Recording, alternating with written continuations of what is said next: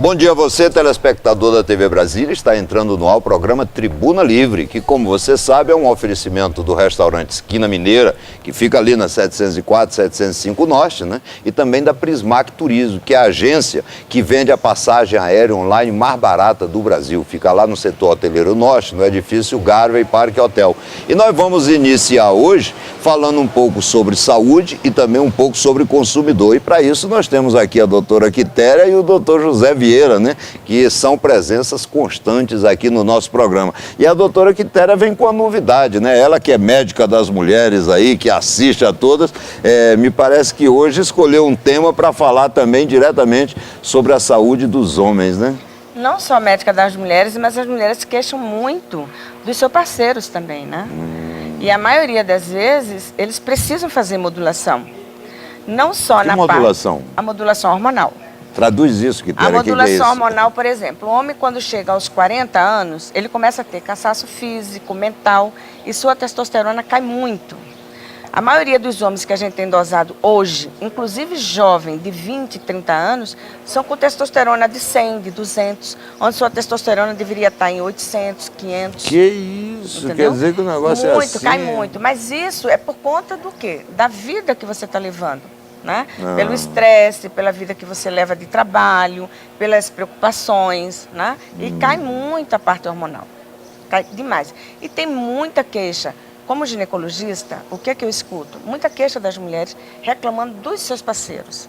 Hoje em dia, a atividade sexual nossa está até os 70 anos, saudável. Não é uma coisa que você vai induzir, é saudável, certo, desde que você faça sua prevenção de modulação a partir dos seus 40 anos. E está acontecendo a partir dos 40 anos? A partir dos 40, até mais Vieira, jovem. quando a gente chegar lá, a gente tem que começar a tomar cuidado, hein, Vieira? Até mais jovens. Desde logo, né? Até mais jovens. Até mais jovens. Até mais jovens. Isto atribui aos jovens também ao uso de drogas ilícitas, como anabolizante. Anabolizante, então. Que a maioria está indo para as academias para ficar bombado, sarado. Então, traduzindo, anabolizante pode gerar impotência. Com certeza. Absoluta. Ah, entendeu? tá. Não só a impotência, como um dano muito grande ao seu fígado, né? Que causa também, pode causar até câncer. E o que do você fígado. aconselha? Eu aconselho todo homem a partir dos 40 anos procurar o médico, o urologista ou até a ginecologista da sua mulher e fazer seus exames, tipo dosar sua testosterona, seu TSH, como o hipotiroidismo, que a maioria dos homens tem hipotiroidismo subclínica, assim como as mulheres também. Nas mulheres a gente está investigando muito e está aparecendo muito o hipotiroidismo. O que vai acontecer? Cansaço, você engorda, a maioria dos homens está com peso assim, está com sobrepeso, está com seu abdômen muito grande, com gordura abdominal, onde você tem risco de infarto, risco de AVC, risco de várias doenças cardiovasculares. E mais um detalhe, gente, a testosterona, ela protege qualquer doença cardiovascular. É importantíssimo que você dose seus exames hormonais. Então você deve fazer os exames, se realmente tiver essa queda, você tem como repor através de medicações manipuladas. Estou falando de drogas manipuladas, lista que são suas testosteronas, que são manipuladas de acordo com o valor que você tem. Perfeito. Deixa eu fazer aqui uma pergunta também para nosso amigo doutor José Vieira, né, que já está preocupado quando chegar aos 40, né, Vieira? Mas eu tenho recebido várias indagações acerca dessa questão de plano de saúde, Vieira. As pessoas têm reclamado muito que quando vão renovar ou quando já estão na vigência de contratos, né, o fato deles ultrapassarem 50 anos, as empresas de plano de saúde encontram sempre um meio de aumentar o valor da mensalidade, porque a pessoa se torna uma pessoa de risco, ou seja, passa a utilizar mais o plano de saúde. Isso é legal, Vieira? Bom dia, doutor Ribeiro, bom dia, doutora Quitéria, bom dia a todos. Vejam que ele está mais sério porque ele está preocupado com medo de chegar aos 40, né? Na verdade, quando o cidadão de 50 anos contrata um plano de saúde, ele já está pagando valores bem mais superiores do que um que faça o mesmo contrato com a mesma operadora para o mesmo atendimento que tenha 20, 30 ou 40 anos. Quer dizer, ele já paga mais. Já começa pagando mais. Que, portanto, não tem a menor possibilidade de as operadoras cobrarem depois desse cidadão que venha a completar... Depois de contratado, depois de ter sido feito o contrato, ele não pode ficar reajustando, não é isso? Não pode ficar reajustando além daqueles valores estabelecidos anualmente pela Agência Nacional de Saúde, a ANS. Agência Nacional de Saúde. Agência Nacional de Saúde. Porque, na verdade, como eu já disse, quando ele contrata o plano de saúde, porque ali existe uma tabela progressiva. O cidadão de 20 anos ou 30 anos paga um valor diferenciados, já em razão da sua idade, e o cidadão de 50 anos, ele paga um valor bem mais alto do que o de 20, 30 ou 40 anos. E, portanto, não há cabimento de depois ser ajustado. Agora, existe no artigo 35E da lei que normatizou os planos de saúde,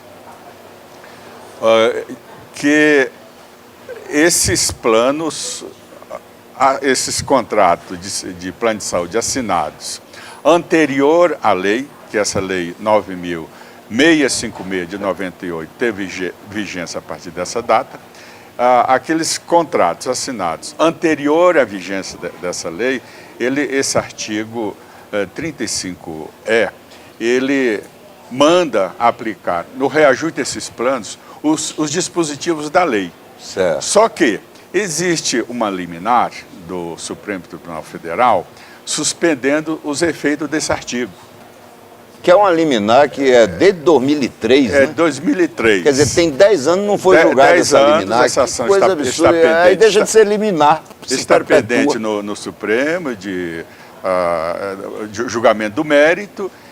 Agora, mesmo assim, o consumidor, o cidadão de uma forma geral, ele não pode ter um reajuste abusivamente.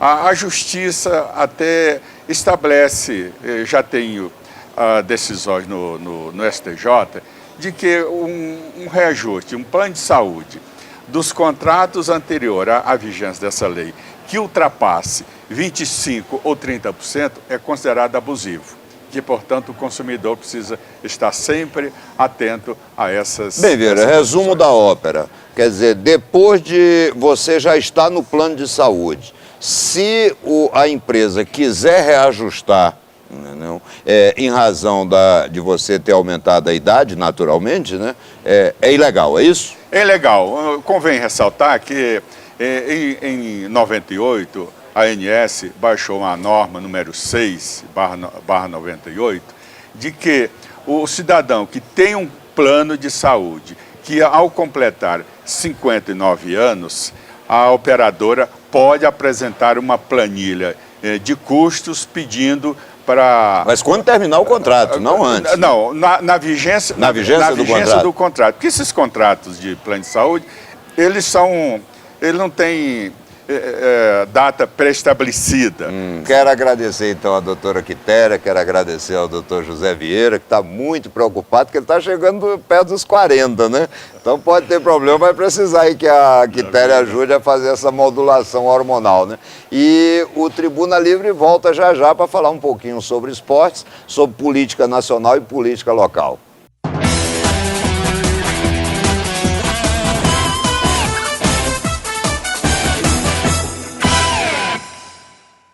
Bem, estamos de volta com o Tribuna Livre e agora vamos falar um pouquinho sobre esportes, né? E para isso temos um torcedor ilustre, né, do Santa Cruz. E você deve estar estranhando por que eu quero falar sobre a Série C do Campeonato Brasileiro.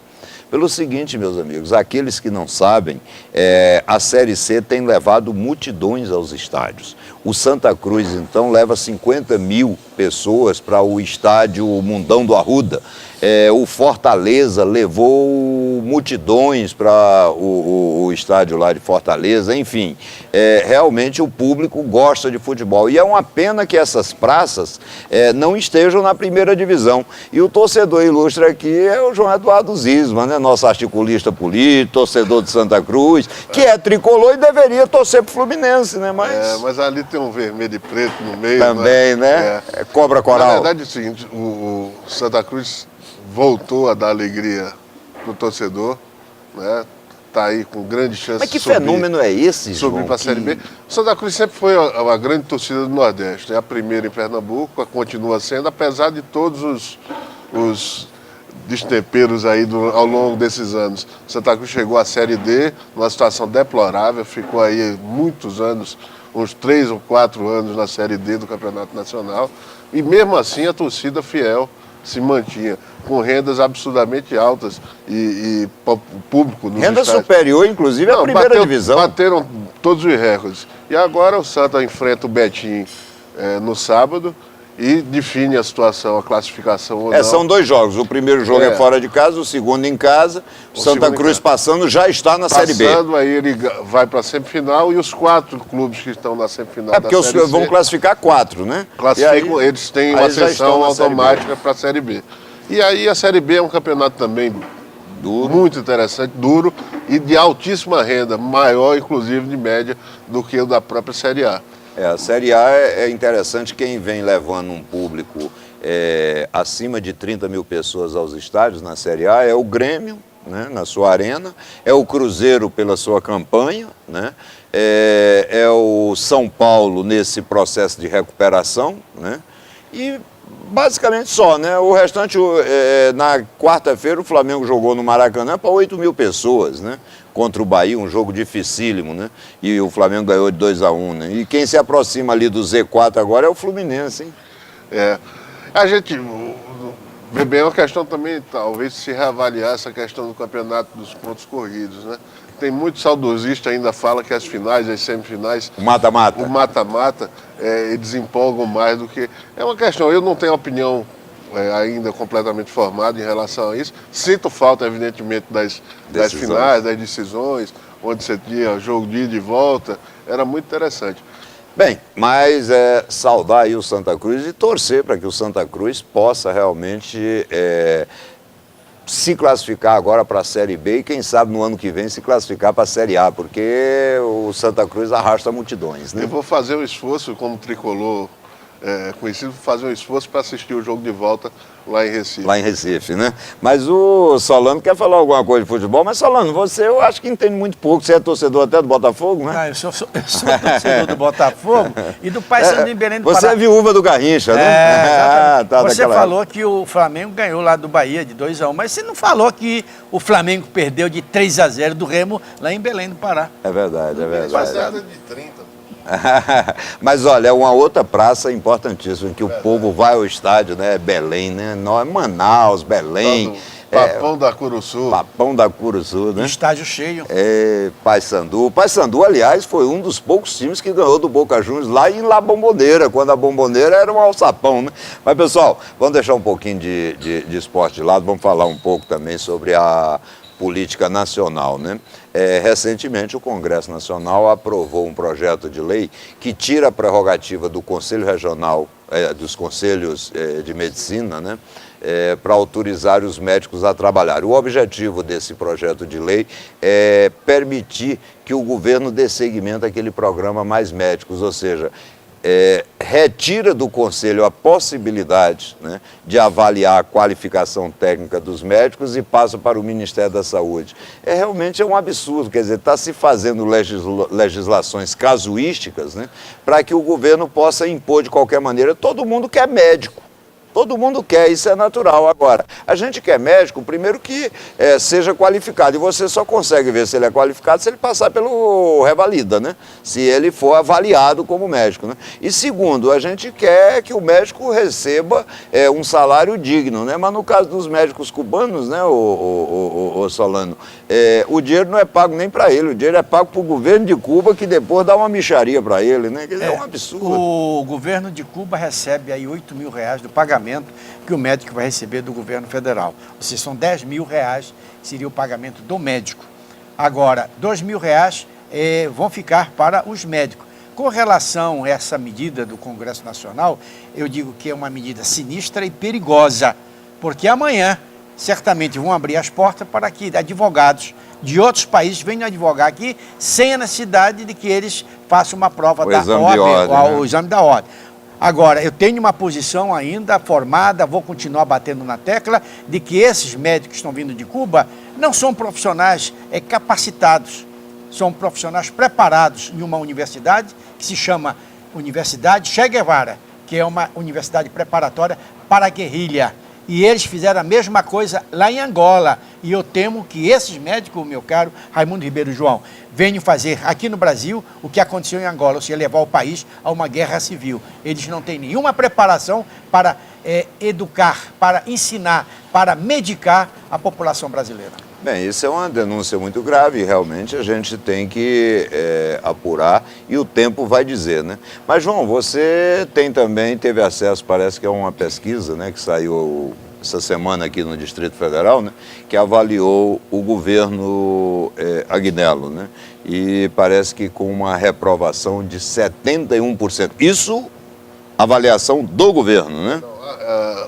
Entre reprovação, quem cravou a rejeição do governador Agnello, ela é da ordem de 33%. 33%. 33% cravaram que... Esse reprovou mesmo? Reprovou, agora, a pesquisa amplia um pouco uma pesquisa do Instituto conhecido, Vox Pop, né, que chegou à nossa mão.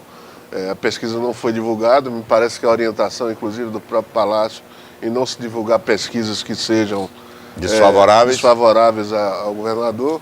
Mas, enfim, o jornalista da nossa equipe teve acesso à pesquisa e nós vamos publicar. Publicamos e estamos analisando. Ninguém consegue esconder nada do Adir, né? Não dá. O Adir Ribeiro é um grande furo.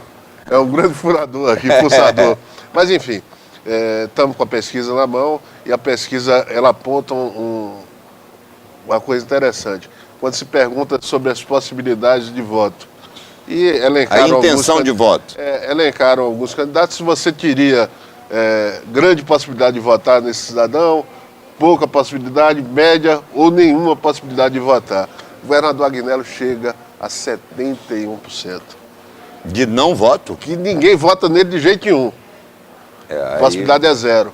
Agora, estranhamente, ou coincidentemente, ou seguindo as manifestações populares que estão reprovando o mundo político como um todo, os demais candidatos elencados também não tiveram uma intenção de voto manifesta, né? Ou seja, a rejeição é geral. A rejeição é geral. O Tadeu Filipelli, que constava na pesquisa, teve 64% de pessoas que disseram que não iam votar nele de jeito nenhum, né? O próprio ex-governador Roriz, o senador Hollenberg teve 54% de pessoas que disseram que não iam votar nele de jeito nenhum. O Regufe é o que se posicionou um pouquinho melhor. Mesmo assim, 43% do eleitorado 43%. Não vota no Regufe de jeito nenhum. Então, prova que precisa realmente... A população tem reprovado a classe renovação, política, né, uma renovação grande, precisa ter essa renovação. É uma intenção, é um interesse da população do DF, e eu creio que isso deve se estender para a população do Brasil.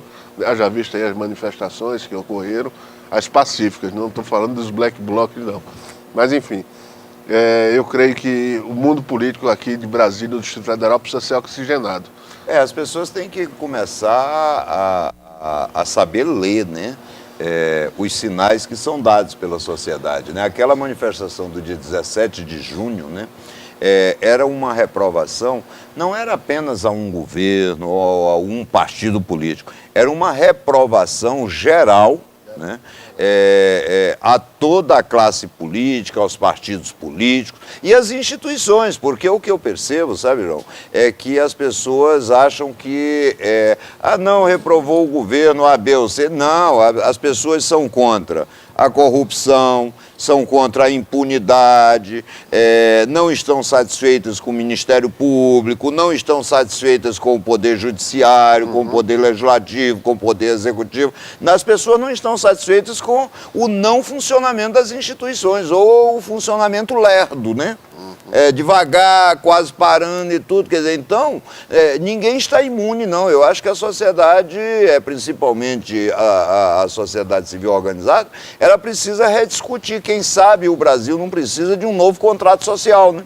Porque nós fizemos agora, né, dia 5 de outubro, 25 anos da Carta Política, né? Você veja, historicamente é um tempo curtíssimo, mas nós já tivemos 80 emendas nessa Constituição. É verdade. E passou a ser uma coxa de retalho. Pois é, o que torna a Constituição algo extremamente casuístico, né? Ô, Ribeiro, você falou na pesquisa, eu tive acesso à pesquisa do dia, eu achei interessante. Essa semana que passou, eu conversei com várias pessoas numa festa paroquial aqui em Brasília. Você anda muito, né? Eu conversei Foi com lá na de Santa Edvige, né? Santa Edvige, uma festa muito bonita. O Padre Joaísio, por sinal, está de parabéns, toda a equipe. A festa realmente reuniu bandas de todo o Brasil, a comunidade participando. E eu, todas as noites, nos 10 dias, eu conversava com as pessoas com relação a essa pesquisa que o João acabou de nos mostrar. Não quero falar em nome de candidato a deputado, de governador, de quem vai ser governador, quem foi votado, mas o que eu ouvi foi geral. De cada 10 pessoas que eu via, 10 diziam, eu não voto no governador Aguinaldo Queiroz e nem quero que ele vote. Ele parece que conseguiu Exatamente. catalisar, então, vamos né? por aí 100 pessoas ouvidas, ninguém. Nos outros nomes que apareceram agora, é um nome rejeitado, é um nome que envergonha Brasília, esses mal feitos aí na capital federal. E aquele episódio do CQC, né? Quer dizer, que coisa feia, aliás, né? eu quero até... Primeiro ele mentiu pro repórter, né? Depois ele fugiu, aí fugiu pro lugar errado, entrou no banheiro, né?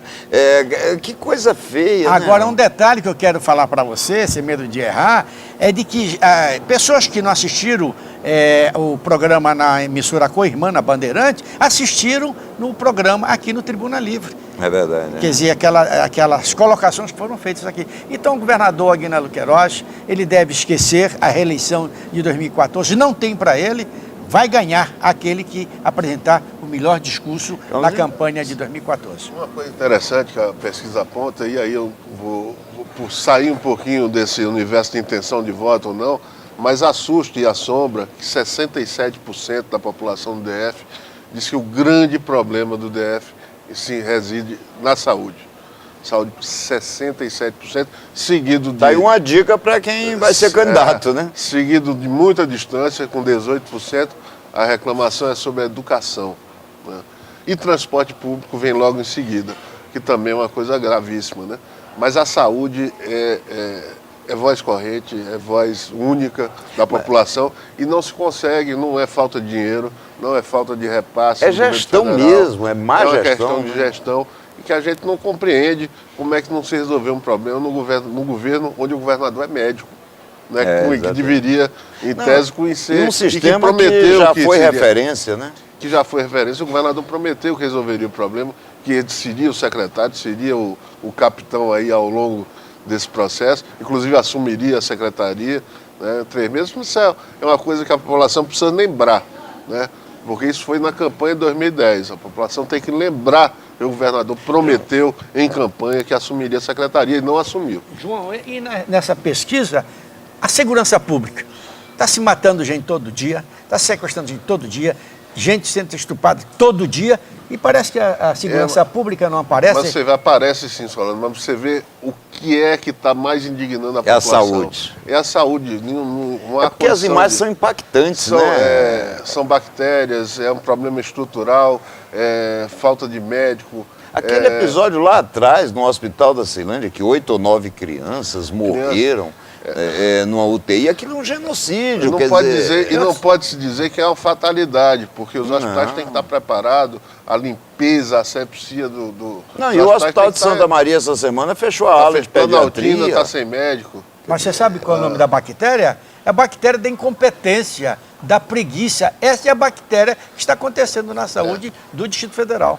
Mas realmente é muito preocupante. E a saúde é porque as pessoas perdem os seus entes queridos, né, por falta de gestão. E não há que dizer que não, que Brasília cresceu muito, cresceu. A população inchou, a população no entorno se utiliza dos hospitais. Mas sempre se utilizou. Sempre se utilizou. Mas a gente, disso tudo, é a realidade nossa aqui do Distrito Federal, que tem que estar preparado. O governador, a gestão pública tem que estar preparada para isso. Claro. E Brasília Esse tem é que o ser referente. Aqui nós somos a capital federal. Se você começar a inibir ou fechar as porteiras para que não venha o sujeito de fora se consultar aqui, e você paga salários até razoáveis para médicos, você tem uma equipe, né, auxiliar que, pelo menos em termos de quantidade, é razoável, né? Quer dizer, a questão realmente é gestão, né? E recurso, que não falta. Não falta recurso. Falta recurso. A gente cansou de falar, inclusive dinheiro aplicado no mercado financeiro.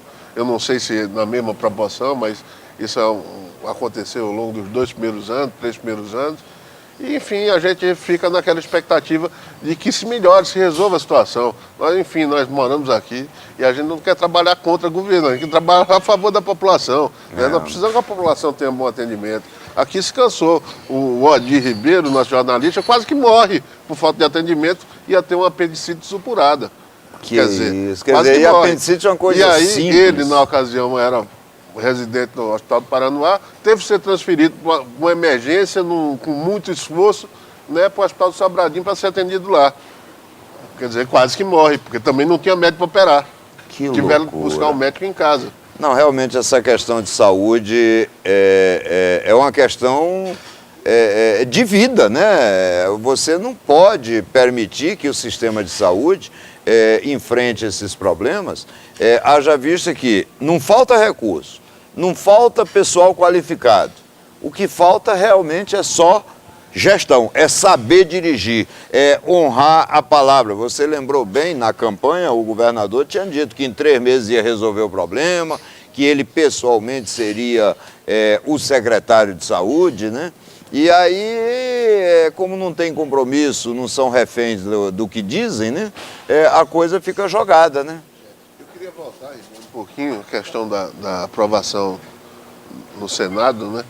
No Congresso Nacional, a respeito da isenção, dos médicos estrangeiros. Médicos, né? Eu queria dizer o seguinte, que eu, na minha opinião, eu não vejo que faltam médicos. O que falta é estrutura e organização dos hospitais. Não adianta mandar um médico, que seja qual nacionalidade que for, ele vá para qualquer rincão do Brasil, chegar lá, ele não vai resolver o problema, ele nem vai ajudar, porque vão faltar vai criar uma falsa expectativa, vai faltar hospital, vai faltar equipamento, vai faltar... E ao invés de se reavaliar e se montar uma infraestrutura decente na rede hospitalar do Brasil, né, descentralizando os recursos, bem descentralizado, não essa bagunça que é feita. Mas tem que haver comprometimento, né, João, de quem dirige, né? A pessoa tem que estar comprometida, tem que priorizar, né, a melhoria da área, né? Tem que fazer com que a saúde seja prioridade mesmo, né? Sem saúde não tem jeito, né, Solano? A gente não consegue trabalhar, não consegue produzir, e a população, isso causa a sensação de segurança muito maior, que a mão do Estado não chega. A não ser que ele pague um bom plano de saúde aí, inclusive vai ser o comentário da próxima semana, com relação a esses planos de saúde, porque o idoso não pode ter plano de saúde. Ele tem, mas ele vai pagar caro. Nós, inclusive, no bloco anterior, falamos sobre essa questão do plano de saúde, né? Mas os hospitais particulares também estão inchados, passando por dificuldade, porque não houve um planejamento ideal, vamos dizer assim, para receber esse expurgo daquele pessoal que usava a rede pública e passou a ter que pagar um plano de saúde para poder ter um tratamento pelo menos digno. E os hospitais aí também estão cheios. Eu sou usuário de plano de saúde, a gente precisa levar um filho no médico, fica 2, 3 horas esperando o atendimento, né? E o tempo para marcar, né? Tempo para marcar. Então também a saúde nacional está um caos. Bem, o tema é palpitante, a gente pode voltar a esse tema no próximo programa, mas o nosso tempo é muito curto, né? O nosso tempo é só meia hora. Mas eu quero agradecer ao João Eduardo Zisman, quero agradecer ao nosso repórter do Planalto, Luiz Solano, né?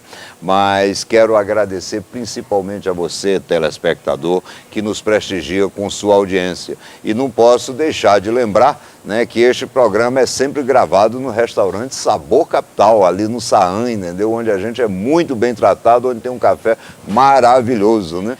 Mas, se Deus quiser, sábado que vem estaremos juntos. Até lá.